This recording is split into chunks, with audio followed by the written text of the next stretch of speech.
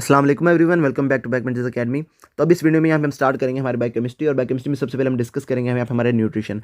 तो न्यूट्रिशन को करने से पहले थोड़ा सा बायोकेमिस्ट्री को देख लेते हैं। बायोकेमिस्ट्री में हमने करना क्या है, बायोकेमिस्ट्री में हमने क्या करना है, यहाँ पे हमारे जो इंजाइम्स हैं उसको हमने डिस्कस करना है। आपका कौन सा इंजाइम कौन सा वहाँ पे आपका काम करवा रहा है, और उसके बाद आपके जो मतलब हमें पता है हमारे जो इंजाइम्स हैं आपके सारे के सारे क्या होते हैं, हमारे यहाँ पे प्रोटीन होते हैं, और प्रोटीन हमारे डिराइव होते हैं फ्रॉम आवर जीन। जीन के अंदर क्या होती है आपकी वहाँ पे ट्रांसलेशन होती है, और ट्रांसलेशन की वजह से आपके वहाँ पे बन जाती है प्रोटीन्स। अब प्रोटीन्स हमारी हमारी होती है यहाँ पे दो तरह की, या फिर होती है हमारी यहाँ पे स्ट्रक्चरल प्रोटीन, या फिर होती है यहाँ पे हमारी इंजाइमेटिक प्रोटीन। अब यहाँ पे क्या हुआ, अगर आपका कोई प्रॉब्लम आ गया आपकी जीन के अंदर, तो जीन के अंदर जो प्रॉब्लम है उसकी वजह से आपकी यहाँ पे प्रोटीन जो है वो आपकी नॉर्मल नहीं बनेगी। मतलब क्या, या तो आपकी इंजाइमेटिक प्रोटीन नॉर्मल नहीं बनेगी, या फिर आपकी वहाँ पे स्ट्रक्चरल प्रोटीन जो है वो आपकी वहाँ पे वो नॉर्मल नहीं बनी।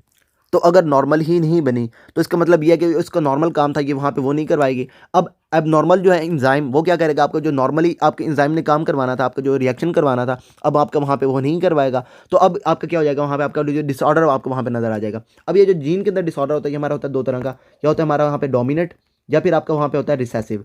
अब डोमिनेट से क्या मतलब है कि डोमिनेट में क्या हो जाएगा आपका ये जो फॉर एग्जाम्पल हमारे जो जीन्स हैं, जीन्स हमारे होते हैं कॉपीज़ में। अब अगर आपका वहाँ पे एक जीन के अंदर आपकी वहाँ पे प्रॉब्लम है, अब अगर क्या हुआ, आपका जो नॉर्मल वाला जीन था उसने क्या कर लिया, उसको डोमिनेट कर लिया, मतलब उसकी जो जो उसकी प्रॉब्लम थी उसको वहाँ पे उसको शो ही नहीं होने दिया। तो अब क्या हो जाएगा, जब तक आपका वहाँ पे नॉर्मल जीन है तब तक आपका जो पेशेंट है उसके अंदर आपको वहाँ पे डिजीज़ जो है आपको वो शो नहीं होगी। तो इसकी वजह से जब तक आपका नॉर्मल जीन, जब तक आपका वो वहाँ पे आपका जो है वो म्यूटेट नहीं होगा, आपका वहाँ पे ख़राब नहीं होगा, तब तक आपका जो पेशेंट है वो आपके पास बिल्कुल जो है ना हेल्दी आपको शो होगा। तो इसकी वजह से हमारे जो डोमिनेट वाले होते हैं ये आपके प्रेजेंट करते हैं आपके अडल्ट के अंदर। और उसके बाद हमारे जो रिसेसिव वाले हैं, अब रिसेसिव में क्या हो जाएगा आपका, जैसे ही आपकी यहाँ पे ये जो जीन है वो आपका जैसे ही आपका वो म्यूटेट हुआ, अब उसके बाद जो आपका नॉर्मल वाला जो है उसने उसको वहाँ पे आपके जो है डोमिनेट नहीं किया, तो अब उस केस में क्या हो जाएगा, आपका वो जो पेशेंट है वो आपका फौरी वहाँ पे आपको डिजीज़ दे देगा। और इसकी वजह से आपके जो रिसेसिव वाले होते हैं आपके प्रेजेंट करते हैं विद इन चाइल्डहुड। जैसे ही आपका वहाँ पे आपके ये प्रॉब्लम आया, आपका क्या हो जाएगा, आपका वो जो पेशेंट है वो आपको वहाँ पे डिजीज़ दे देगा। और वो आपको जैसे मतलब आपके जो आपके आपके होते हैं ना रिसेसिव वाले, जो ये हमारे होते हैं सारे के सारे हमारे इंजेमेटिक वाले हो गए हमारे सारे के सारे रिसेसिव, और उसके बाद आपके जो स्ट्रक्चरल वाले होते हैं हमारे होते हैं डोमिनेंट। अब यहाँ पे क्या हो जाएगा, आपकी जो स्ट्रक्चरल प्रोटीन्स जो हैं उसके अंदर अगर आपके वहाँ पे कोई प्रॉब्लम है तो वो आपकी प्रेजेंट करेगी आपके अडल्ट्स के अंदर, आपके चाइल्ड्स के अंदर नहीं करेगी। और उसके बाद अगर आपकी वहाँ पे इंजेमेटिक प्रोटीन्स जो है उसके अंदर आपके वहाँ पे अगर प्रॉब्लम है तो वो आपकी क्या प्रेजेंट करेगी, आपकी आपकी चाइल्ड्स के अंदर, मतलब आपका वहाँ पे इंजाइम ही नहीं बढ़ा हुआ, इंजाइम ने जो आपका रिएक्शन करवाना था, फॉर एग्जाम्पल आपकी वहाँ पे ग्लाइकोलिसिस करवानी थी, ग्लाइकोलिसिस नहीं होगी। आपको जब जैसे ही आपका बच्चा पैदा होगा आपके वहाँ पे उसके अंदर वहाँ पे डिजीज़ आपको शो हो जाएगी, और इसकी वजह से इसको हम क्या कहेंगे, आपकी वहाँ पे रिसेसिव है। अब ये जो है आपकी जो स्ट्रक्चरल प्रोटीन वाले हैं आपके सारे के सारे डोमिनेंट हैं, लेकिन एक्सेप्शन यहाँ पे क्या है, हमारी यहाँ पे सिस्टिक फाइब्रोसिस। अब सिस्टिक फाइब्रोसिस इसमें क्या होता है, आपकी ये जो सबसे पहले ये हमारी है रिसेसिव, ये इसमें होता है कि आपके यहाँ पे स्ट्रक्चरल प्रोटीन जो उसके अंदर आपके वहाँ पे प्रॉब्लम होती है, मिसफोल्डेड प्रोटीन्स आपकी बनती हैं। लेकिन सिस्टिक फाइब्रोसिस वाली क्या है, आपकी यहाँ पे रिसेसिव है, और रिसेसिव होने की वजह से ये आपकी क्या करती है, आपकी प्रेजेंट करती है विद इन चाइल्डहुड। और उसके बाद अगर आपकी बात की जाए यहाँ पे हमारी इंजेमेटिक प्रोटीन्स के अंदर, तो यहाँ पे आपकी कौन सी आपकी एक्सेप्शन, यहाँ पे हमारी एक्यूट इंटरमिटेंट पोर्फायरिया। अब वो हम यहाँ पे देखेंगे, हमारी ये जो है हीमाटोलॉजी वहाँ पे हम देखेंगे। लेकिन अभी के लिए क्या कर लें, आप यहाँ पे ये याद रख लें कि आपकी एक्यूट इंटरमिटेंट पोर्फायरिया जो है ये आपकी क्या है, आपकी डोमिनेंट है। मतलब क्या है, जैसे अगर आपकी वहाँ पे प्रॉब्लम है तो आपकी ये फौरी आपकी प्रेजेंट नहीं करेगी, आपकी क्या हो जाएगी, जैसे आपका पेशेंट चाइल्डहुड में आपके प्रेजेंट नहीं करेगा, आपका है तो यहाँ पे इंजाइम का प्रॉब्लम, लेकिन चाइल्डहुड में प्रेजेंट नहीं किया, आपका कब प्रेजेंट करेगा, आपका ये अडल्ट्स के अंदर प्रेजेंट करेगा, और इसकी वजह से आपकी यहाँ पे क्या हो जाएगी, आपकी एक्सेप्शन हो जाएगी। अब ये छोटा सा था, इसमें क्या है आपकी सिंपल सिंपल आपके यहाँ पे पड़े हुए हैं हमारे एमसीक्यूज। अब क्या हो जाएगा, आपकी स्ट्रक्चरल प्रोटीन के अंदर आपकी प्रॉब्लम आई, सारी की सारी हमारी होंगी डोमिनेंट, लेकिन एक्सेप्शन क्या है हमारी यहाँ पे, सिस्टिक फाइब्रोसिस। उसके बाद इंजेमेटिक प्रोटीन वाली सारी की सारी हमारी रिसेसिव हैं, लेकिन एक्सेप्शन क्या है यहाँ पे, हमारी एक्यूट इंटरमिटेंट पोर्फायरिया। अब इसके बाद बात करते हैं यहाँ पे हमारी न्यूट्रिशन के। अब आपकी जो भी आप डाइट खाते हैं तो डाइट में आपकी क्या पड़े, आपके वहाँ पे न्यूट्रिएंट्स पड़े हुए हैं। अब न्यूट्रिएंट्स हमारे होते हैं दो तरह के, यहाँ होते हैं हमारे यहाँ पे आपके मैक्रो, या फिर हमारे होते हैं यहाँ पे माइक्रो। अब मैक्रो और माइक्रो में क्या है, अब यहाँ पे आपने याद रखना है कि आपके जो मैक्रो न्यूट्रिएंट्स हैं ये हमारे हैं 3 तरह के, और उसके बाद माइक्रो भी हमारे 3 तरह के, मतलब हमारे जो डाइट है उसमें हमारे होते हैं 6 तरह के न्यूट्रिएंट्स। अब ये जो हमारे माइक्रो और माइक्रो हैं इसमें क्या है, अच्छा इसके लिए मुझे यहाँ पे एक नोट्स वगैरह जो है उसकी पिक्चर दिखा लेंगे, उसके बाद हम उधर से देखते हैं, उसके बाद फिर यहाँ पे आ जाएंगे। तो यहाँ पे आ गए हमारे न्यूट्रिएंट्स। न्यूट्रिएंट्स हमारे दो तरह के, एक हमारे एनर्जी रिलीजिंग और उसके बाद एक है हमारे नॉन एनर्जी रिलीजिंग। जो हमारे एनर्जी रिलीजिंग है उसको हम क्या कहते हैं, हमारे मैक्रो न्यूट्रिएंट्स। जो हमारे नहीं करते उसको हम क्या कहते हैं, हमारे माइक्रो न्यूट्रिएंट्स। उसके बाद हमारे जो मैक्रो न्यूट्रिएंट्स हैं हमारे तीन तरह के, एक हमारे कार्ब्स, लिपिड और उसके बाद हमारे प्रोटीन्स हैं। अब जो है हमने जो भी एनर्जी लेनी है हमने उसमें से कार्बोहाइड्रेट्स की ब्रेकडाउन से हमने 60% लेना है, लिपिड्स की ब्रेकडाउन से हमने 30% लेना है, प्रोटीन की ब्रेकडाउन से हमने 10% लेना है। मतलब एक पेशेंट को जितनी भी एनर्जी चाहिए हो उसकी बॉडी ने कार्बोहाइड्रेट्स की ब्रेकडाउन से 60% लेनी है, लिपिड्स की ब्रेकडाउन से 30% लेनी है और प्रोटीन्स की ब्रेकडाउन से उसने 10% लेनी है। अब जो है पेशेंट जो है उसकी अगर बात की जाए, यहाँ पे एक पेशेंट आपके पास प्रेजेंट करता है सेडेंटरी लाइफस्टाइल। सेडेंटरी लाइफस्टाइल हम किसे कहते हैं, जिसमें पेशेंट जो है वो कोई काम भी ना करता हो, कोई फिजिकल एक्सरसाइज ना करता हो, लाइक आवर स्टूडेंट्स। अब उसमें क्या होता है, आपका पेशेंट जो है उसका अगर वेट है 60 kg, उसने अब एक दिन में कितनी एनर्जी लेनी है, तो सेडेंटरी लाइफस्टाइल के साथ एक पेशेंट को जो है एक दिन के अंदर 2000 of kilo calories of energy चाहिए होती है, ताकि वो जो है वहाँ पे अपना जो है बॉडी जो उसकी मेटाबॉलाइज, मतलब उसकी जो बॉडी है उसको एनर्जी इतनी चाहिए होती है। अब ये जो है इसका 60 kg पेशेंट है, उसमें से 2000 उसको चाहिए, 2000 का 60% उसका आएगा कार्बोहाइड्रेट्स के, कार्बोहाइड्रेट्स की ब्रेकडाउन होगी और वहाँ पे उसका 60% आएगा कार्बोहाइड्रेट्स की ब्रेकडाउन से, उसका 30% आएगा लिपिड्स की ब्रेकडाउन से, उसका 10% आएगा प्रोटीन्स की ब्रेकडाउन से। अब कार्बोहाइड्रेट्स की ब्रेकडाउन होनी है, 60% उसकी एनर्जी आनी है, तो ये हो जाएगी हमारी तकरीबन 1200 किलो कैलोरीज।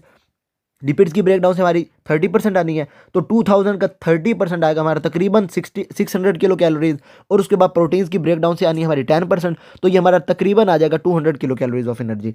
अब एक चीज़ हमारा इंपॉर्टेंट है, हमारा यहाँ पे एमसीक्यूज के हिसाब से हमारी इंपॉर्टेंट है, 1 ग्राम कार्बोहाइड्रेट अगर आपका ब्रेकडाउन हो तो कितनी एनर्जी देता है आपको, वो होती है हमारी 4.1। कार्बोहाइड्रेट्स और प्रोटीन हमारी दोनों हमें 4.1 एनर्जी देते हैं। उसके बाद अगर लिपिड्स की बात की जाए तो 1 gram of lipid gives 9.1 kilo calories of energy. अब ये तो हो गया हमारी एनर्जी आपकी कहाँ से आनी है।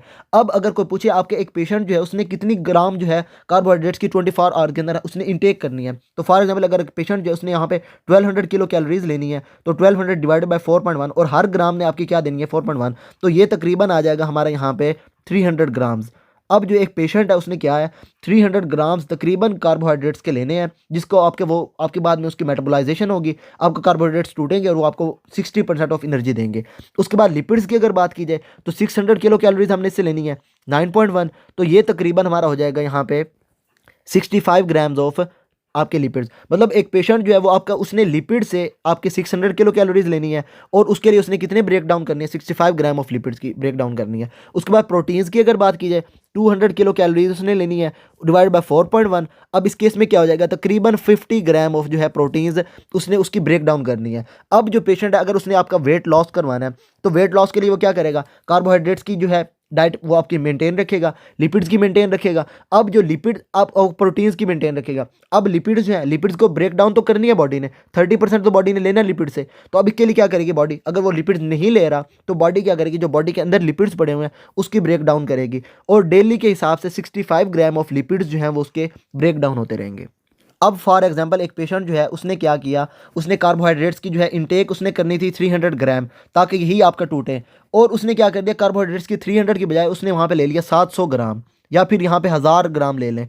अब उसने क्या किया, जैसे ही उसने वो एक्सेस अमाउंट ऑफ ली कार्बोहाइड्रेट्स की, तो कार्बोहाइड्रेट्स की जो एक्सेस होगी वो सबसे पहले आपकी क्या हो जाएगी, कन्वर्ट होनी शुरू हो जाएगी इनटू ग्लाइकोजन। ग्लाइकोजन क्या है, आपकी ग्लूकोज की स्टोरेज फॉर्म होती है बॉडी के अंदर, और ये आपकी कहाँ पे हो जाएगी, आपके स्केलेटल मसल्स और उसके बाद आपका जो लिवर है वहाँ पे आपकी ये जो है ग्लाइकोजन सिंथेसिस, ये ग्लाइकोजन सिंथेसिस हम बाद में सारा देखेंगे, लेकिन अभी के लिए क्या है कि ग्लाइकोजन के अंदर बॉडी ने क्या करना है, ग्लूकोज को कन्वर्ट करना शुरू कर देना है। अब ये जो ग्लाइकोजन की सिंथेसिस होती है इसमें भी हम मैक्सिमम जो है 500 ग्राम ऑफ एनर्जी जो है या फिर 500 ग्राम ऑफ कार्बोहाइड्रेट्स जो है उसको हम स्टोर करते हैं और बाकी सारी हमारे लिए वेस्टिंग है।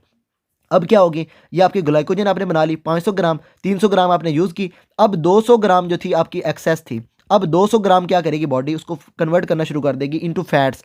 आपके वहाँ पे ये फैटी एसिड्स वगैरह आपके उसके अंदर बनाने शुरू कर देगी और एंड पे आपकी क्या बन जाएगी, आपकी बॉडी के ऊपर वो फैट जो है आपकी वहाँ पे बनाना शुरू कर देगी। सबसे पहले क्या आपने याद रखना, एक्सेस कार्बोहाइड्रेट सबसे पहले आपकी ग्लाइकोजन बनाएगी, उसके बाद फैट्स बनाना शुरू कर देगी। इसी तरीके से अगर एक पेशेंट जो है उसने लिपिड्स इनटेक की, अब लिपिड्स में क्या है, उसने जो है 30% लेनी थी। अब 30% में क्या था उसका, यहाँ पे 65 ग्राम था। अब 65 ग्राम से उसने ज़्यादा ले लिए लिपिड्स, अगर अगर बॉडी के अंदर पड़े हुए थे, बॉडी के अलावा अगर उसने बाहर से खा लिए, फॉर एग्जांपल एक पेशेंट है, उसने क्या किया, देसी घी खा लिया और उसमें उसने क्या किया, 100 ग्राम देसी घी खा लिया। अब क्या है, देसी ग्राम ये जो हमारा जो है पूरी दिन में एक बॉडी जो है उसने 65 ग्राम जो है उसको मेटाबोलाइज करना है। अब बाकी वाला जितना बचेगा सारे का सारा क्या किस में कन्वर्ट हो जाएगा, आपकी फैट के अंदर, वहाँ पे बॉडी के अंदर, वहाँ पे उसका कन्वर्ट होना शुरू हो जाएगा। उसके बाद अगर प्रोटीन्स की बात की जाए, प्रोटीन्स का 10% जो है वो बॉडी ने यूज़ करना है, बाकी सारा बॉडी ने क्या करना है, उसको फैट्स के अंदर कन्वर्ट करना शुरू कर देना है। मतलब क्या, अगर कार्बोहाइड्रेट्स की बात की जाए उसमें क्या है, बॉडी ने क्या करना है, ग्लाइकोजन बनाना है और बाकी फैट्स बाद में बनानी है। और लेकिन दूसरे लिपिड्स और उसके बाद प्रोटीन्स में क्या करना है, बॉडी ने डायरेक्टली फैट बनाना शुरू कर देना है। एक्सेस अमाउंट ऑफ मतलब lipids and proteins they will start making fatty acids, और पेशेंट जो आपका वो हो जाएगा मतलब आपका जो पेशेंट है वो आपका ओबीज हो जाएगा। और ओबेसिटी का पता है हमारा, अब यहाँ से भी आपकी फैट आ रही है, यहाँ से भी आपकी फैट आ रही है, यहाँ पे से आपकी आ रही है। अब इसकी वजह से आपका पेशेंट हो जाएगा ओबीज। ओबेसिटी जो है आपकी मदर ऑफ डिजीज है। ओबेसिटी की वजह से आपका वहाँ पे वेट गेन हो जाएगा, उसकी वजह से आपकी यहाँ पे क्या हो जाएगी, आपकी वहाँ पे जो है ये इंसुलिन जो है रेजिस्टेंस होनी शुरू हो जाएगी पेशेंट के अंदर। उसके बाद जो है यहाँ पे आपकी फैट बढ़ रही है, फैट के बढ़ने की वजह से अब पेशेंट के अंदर वहाँ पे ज़्यादा चांसेस हैं एथेरोमा फॉर्मेशन के, एथेरोस्क्लेरोसिस के ज़्यादा चांसेस हैं। उसकी वजह से अब वहाँ पे उसके जो है हार्ट प्रॉब्लम आनी शुरू हो सकती है, वहाँ पे एथेरोस्क्लेरोसिस की वजह से एंजाइना वगैरह होना शुरू हो सकता है। आपकी एथेरोस्क्लेरोसिस कहीं भी हो सकती है, वहाँ पे पेशेंट जो है उसके अंदर वहाँ पे उसको ये स्ट्रोक हो सकता है। इस तरह के सारे मतलब ओबेसिटी जो है वहाँ पे पेशेंट जो है उसको मतलब डिफरेंट डिजीज़ की तरफ आपकी वो जो ओबेसिटी है उसको लेके चली जाएगी। अब ये तो हो गया हमारी यहाँ पे ग्राम इनटेक। अब जो है अगर पेशेंट जो उसने वेट लॉस करवाना है, वेट लॉस के लिए वो क्या करेगा, कार्बोहाइड्रेट्स जो है उसको वो कम करेगा, या लिपिड्स को कम करेगा, प्रोटीन्स को कम करेगा। लेकिन अब इसमें एक चीज़ इंपॉर्टेंट वो ये कि अगर पेशेंट ने जो है कार्बोहाइड्रेट्स को कम किया, लिपिड्स को कम किया, प्रोटीन्स को कम किया, कार्बोहाइड्रेट्स उसने खाए ही नहीं, अब क्या करेगी बॉडी, लिपिड्स को कन्वर्ट करना शुरू कर देगी और प्रोटीन्स को कन्वर्ट करना शुरू कर देगी। अब इस केस में क्या हो जाएगा, आपकी बॉडी के अंदर जो लिपिड्स पड़ी हुई है वो तो आपकी डायरेक्टली कन्वर्ट हो गई, आपकी एनर्जी बनाना शुरू कर दी, 600 किलो कैलोरीज उसने दे दी आपको एनर्जी। लेकिन प्रोटीन्स में क्या है, प्रोटीन्स में आपका मैस जो है, आपका मसल्स वगैरह जो है आपके वो लॉस होना शुरू हो जाएंगे। और उसके बाद एक चीज़ वो ये कि आपकी जो एंटीबॉडीज़ आपकी बॉडी में पड़ी होती हैं वो भी सारी क्या होती हैं, हमारी प्रोटीन्स होती हैं। अब बॉडी क्या करेगी, आपकी एंटीबॉडीज़ को डेड करना शुरू कर देगी। एंटीबॉडीज़ आपकी डेड होंगी, मतलब ये कि आपकी वहाँ पे जो है इम्यूनिटी आपकी वो कम हो रही है। अब जो पेशेंट है अगर उसके बाद वो आपके वहाँ पे डाइट पे है, डाइट के अंदर वो प्रोटीन्स को नहीं खा रहा जितनी उसको खानी चाहिए थी, मतलब 50 ग्राम तो उसको लाजमी खानी चाहिए थी ताकि वो आपकी मेटाबोलाइज होती। लेकिन अब उसने क्या किया, उसने वहाँ पे प्रोटीन्स को पूरा नहीं खाया। अब जो है बॉडी ने आपकी अपनी अपनी जो है प्रोटीन्स उसको उसने डेड करना शुरू कर देना, उसने वहाँ पे उसको मेटाबोलाइज करना शुरू कर देना है। तो अब क्या हो जाएगा, आपकी एंटीबॉडीज़ आपकी जब कम हो जाएंगी तो आपका जो पेशेंट है उसके अंदर क्या हो जाएगी, आपके वहाँ पे रिकरेंट आपकी जो है इन्फेक्शन के साइन एंड सिम्टम आपको वहाँ पे नजर आ जाएंगे। उसके बाद मसल आपकी वेस्टिंग होनी शुरू हो जाएगी, स्किन प्रॉब्लम, उसके बाद ऑस्टियोप्रोसिस वगैरह आपको वहाँ पे नज़र आ जाएगी। उसके बाद अब आपने अगर पेशेंट जो है उसने वहाँ पे उसने अगर जो है डाइट करनी है तो डाइट के लिए वो क्या करेगा, प्रोटीन की इनटेक उसको ठीक रखनी चाहिए, कार्बोहाइड्रेट्स की उसको रखनी चाहिए। लेकिन क्या करे, अगर वो कम भी कर दे तो आपकी ये जो ग्लाइकोजन आपकी वहाँ पे पड़ी हुई है वो आपकी यूज़ होना शुरू हो जाएगी। अब क्या करे, वो आपकी जो कार्बोहाइड्रेट है उसकी इंटेक भी नॉर्मल रखे, प्रोटीन्स की भी नॉर्मल रखे, ताकि उसको वहाँ पे इन्फेक्शन के साइन एंड सिम्टम्स आपके आने शुरू हो जाएं। अब जो है बॉडी के अंदर वो अगर लिपिड्स को नहीं खाएगा तो लिपिड्स जो है बॉडी ने जो आपके डेली बेसिस पे 65 ग्राम जो है लिपिड्स की ब्रेक डाउन करनी है। और ये कब है, जब आपका पेशेंट जो है 60 केजी है। अगर ज़्यादा केजी का है तो और ज़्यादा आपकी ब्रेक डाउन होगी वहाँ पे लिपिड्स की। तो अब क्या है, अगर आपका 60 केजी का पेशेंट है वो आपकी लिपिड्स नहीं खाता पूरा दिन, तो उसमें क्या हो जाएगा, आपके 65 ग्राम ऑफ लिपिड्स जो है आपके डेली बेसिस पे आपके वहाँ पे वो मेटाबोलाइज होना शुरू हो जाएंगे और उससे आपकी जो है बॉडी वो एनर्जी लेना शुरू हो जाएगी। अब क्या करें, अगर आपने डाइटिंग करनी है, डाइटिंग में क्या करें, आप कार्बोहाइड्रेट्स को मतलब जितनी आपको चाहिए आप उतनी लेते रहें, प्रोटीन्स आप उतनी लेते रहें, ताकि आपकी ये जो प्रोटीन लॉस और इन्फेक्शन वगैरह ना हो। आप लिपिड्स की इंटेक ही कम कर दें, बिल्कुल ही छोड़ दें। लिपिड्स क्या करेगी, आपकी बॉडी के अंदर जो आपकी स्टोर्ड है आपकी बॉडी उनको यूज़ करना शुरू कर देगी और उससे क्या हो जाएगा, आपका वहाँ पे जो वेट लॉस होना शुरू हो जाएगा। अब यहाँ पे लिखा हुआ भी है कि decrease intake of carbohydrates leads to proteolysis, आपकी प्रोटीन जो है वो आपकी लॉस होना शुरू हो जाएंगी। जब आप कार्ब्स नहीं लेंगे सारे का सारा बर्डन आ जाएगा आपके प्रोटीन्स और लिपिड्स पे। प्रोटीन्स जब आपकी लॉस हो जाएंगी, इन्फेक्शन वगैरह आनी शुरू हो जाएगी, लिपिड्स लॉस हो जाएंगी, तो आपका जो है आपका वेट लॉस होना शुरू हो जाएगा। आपका मतलब आपका BMI जो है आपका वो कम होना शुरू हो जाएगा। अगर आप ज़्यादा लेना शुरू कर दें, पहले ग्लाइकोजन बनाएंगी फिर फैट्स बनाने शुरू कर देंगी, इधर डायरेक्टली फैट बननी शुरू हो जाएगी, इधर भी डायरेक्टली बननी शुरू हो जाएगी। अब सारे केसेस में क्या हो जाएगी, आपके वहाँ पे ओबेसिटी हो जाएगी। ओबेसिटी जैसे ही होगी, आपका पेशेंट जो है उसके अंदर वहाँ पे एथेरोमा, उसके बाद इंसुलिन वगैरह, BMI वगैरह सारा बढ़ना शुरू हो जाएगा। पेशेंट जो है उसके अंदर मल्टीपल डिजीजेज जो है वो एट अ टाइम होना शुरू हो जाएंगी। तो बाकी ये जो है हमारी इस वीडियो में इसी हमने बस यही पढ़ना था। आपने बस अभी के लिए याद रखना है कि कार्बोहाइड्रेट्स आपको कितनी एनर्जी देंगी, लिपिड्स कितनी देंगी, प्रोटीन्स कितनी देंगी, कितनी ग्राम आपको इंटेक करनी चाहिए। उसके बाद एमसीक्यूज़ का इंपॉर्टेंट पॉइंट यहाँ पे जो है, एक का आपका ग्राम ऑफ कार्बोहाइड्रेट्स आपको कितनी एनर्जी देगा, लिपिड्स आपको कितनी एनर्जी देंगे, उसके बाद आपकी प्रोटीन्स आपको कितनी एनर्जी देंगे।